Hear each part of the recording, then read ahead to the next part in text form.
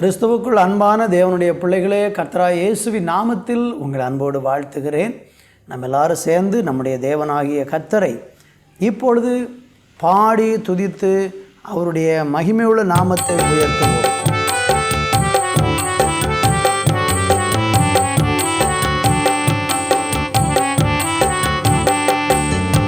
பாலைவனமாயிருந்த எங்களை சோலைவனமாய் மாற்றினீரையா. பாலைவனமாயிருந்த எங்களை சோலைவனமாய் மாற்றினீரையா. அருந்த கொடிய போலிருந்தோமே, எங்களை செடியோடு இணைத்து விட்டீரே. அருந்த கொடிய போலிருந்தோமே, எங்களை செடியோடு இணைத்து விட்டீரே. எங்களை செடியோடு இணைத்து விட்டீரே. பாலைவனமாயிருந்த எங்களை சோலைவனமாய் மாற்றினீரையா. பாலைவனமாயிருந்த எங்களை சோலைவனமாய் மாற்றினீரையா.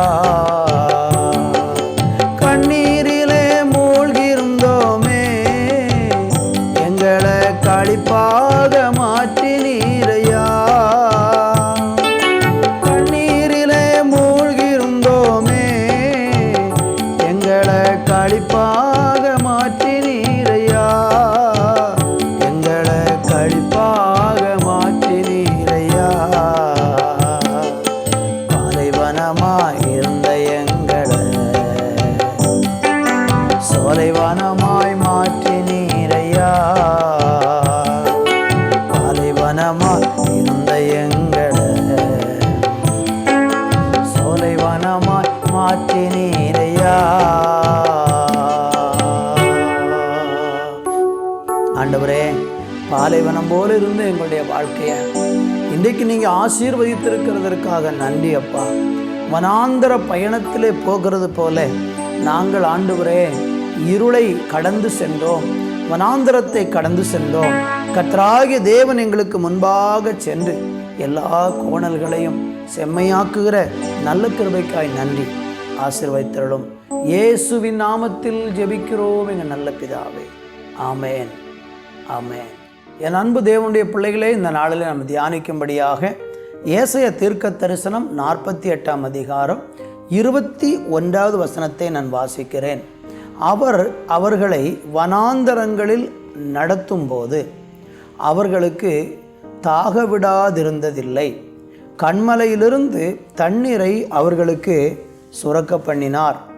கண்மலையை பிளந்தார், தண்ணீர் ஓடி வந்தது. அன்பு கர்த்தருடைய பிள்ளைகளே, இஸ்ரவேல் ஜனங்களை குறித்து வேத வசனம் நிறைய காரியங்களை நமக்கு பாடமாக கற்றுக் கொடுக்கிறது. இஸ்ரவேல் ஜனங்களை குறித்து ஆண்டவராகிய தேவன் அநேக நன்மையான காரியங்களையும் சொல்லியிருக்கிறார். அவர்கள் தேவனுக்கு பயப்படாமல் தேவனுடைய இருதயத்தை காயப்படுத்தினதின் நிமித்தமாக அவர்களை குறித்த சில தீங்கான காரியங்களையும் ஆண்டவர் சொல்லியிருக்கிறதை பார்க்கிறோம். ஆண்டவர் அவருடைய பிள்ளைகள் தான் என்று சொல்லி அவர்களை செய்கிற தவறுகளையெல்லாம் ஆண்டவர் அப்படியே மறைத்து விட்டு அவர்களுடைய நல்ல வசங்களை மாத்திரம் அவர் சொல்லுகிறவர் அல்ல. ஒரு மனுஷன் பாவம் செய்தால் அவனுடைய பாவத்தையும் அவர் கண்டித்து உணர்த்துவார். அதே நேரத்தில் அவங்களுக்கு செய்த நன்மைகள், அவர்கள் செய்த நன்மைகள், அவர்களுக்கு தேவன் செய்த நன்மைகள், இதையெல்லாம் ஆண்டவர் மறைக்காமல் பேசுகிறார். இந்த இடத்துல பார்க்கும் பொழுது அவர்கள் வனாந்தரங்களில் நடத்தும் போது, ஆண்டவர் அவர்களை வனாந்தரங்களில் நடத்தும் போது அவர்களுக்கு என்ன இருந்தது இல்லையா? தாகவிடா இருந்ததில்லை. கண்மலையிலிருந்து கண்மலையிலிருந்து தண்ணீரை அவர்களுக்கு சுரக்க பண்ணினார் என்று பார்க்கிறோம். தேவனுடைய பிள்ளைகளே, இந்த நாட்களிலே ஆண்டவராகிய தேவன் அவரை விசுவாசிக்கிற பிள்ளைகளுடைய வாழ்க்கையை சில நேரம் ஆண்டவர் ஒரு வனாந்தர பாதையில் நடத்துவார். வனாந்தர பாதையில் ஆண்டவர் நடத்துவதற்கு சில காரணங்கள் இருக்கிறது.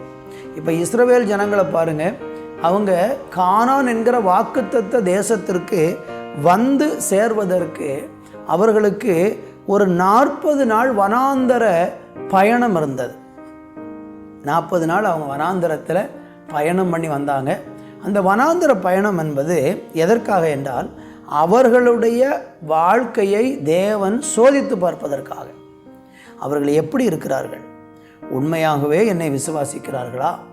உண்மையாகவே இவர்கள் முறுமுறுப்பில்லாமல் என்னை சார்ந்திருக்கிறார்களா? என்னை நான் அழைத்த அல்லது கொடுத்த வாக்குத்தத்தங்களை நம்பி இருக்கிறாங்களா என்று அவர்களை சோதிக்கும்படிக்கு அந்த வனாந்தர பாதையை கர்த்தர் அவங்களுக்கு அனுமதித்தார்.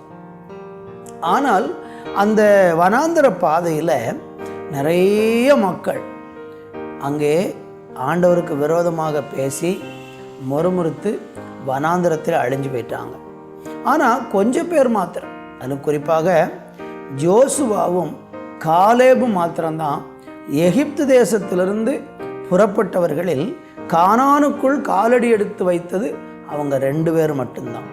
மற்றபடி எல்லாருமே எங்கே மரிச்சிட்டாங்கன்னா வனாந்தரத்திலே மரித்துட்டாங்க. வனாந்தரத்தில் இயற்கையாய் மரித்தவர்களும் உண்டு, தேவனுடைய கோபத்தினாலே மரித்தவர்களும் உண்டு.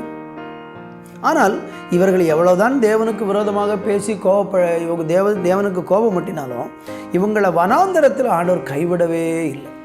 அவங்களுக்கு நேரத்துக்கு நேரம் உணவு, நேரத்துக்கு நேரம் தண்ணீர், நேரத்துக்கு நேரம் எல்லா நன்மைகளையும் கொடுத்து அவர்களை ஆசீர்வதித்ததை வேதத்தில் நம்ம பார்க்கிறோம். அன்பு தேவ பிள்ளைகளே, உங்கள் வாழ்க்கையிலும் ஒரு வனாந்தரமான பயணத்தில் இன்றைக்கு நீங்கள் ஓடிக்கொண்டிருக்கலாம், அல்லது உங்கள் வாழ்க்கையே ஒரு வனாந்தர பயணமாக தோன்றலாம்.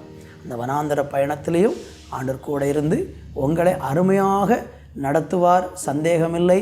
முறுமுறுக்காமல் விசுவாசத்தோடு அவரை பற்றி கொள்ளுவோம், ஜெபிப்போம். நல்ல பிதாவே, வனாந்தர பாதையிலே நாங்கள் சோர்ந்து போகாமல் தேவனை உறுதியாய் பற்றி கொண்டு பின்பற்றவும், உம்மை நேசித்து உம்முடைய வழியில் நடக்கவும் எங்களுக்கு கிருபை தந்து நடத்தும். இயேசுவின் நாமத்தில் பிதாவே, ஆமேன், ஆமேன்.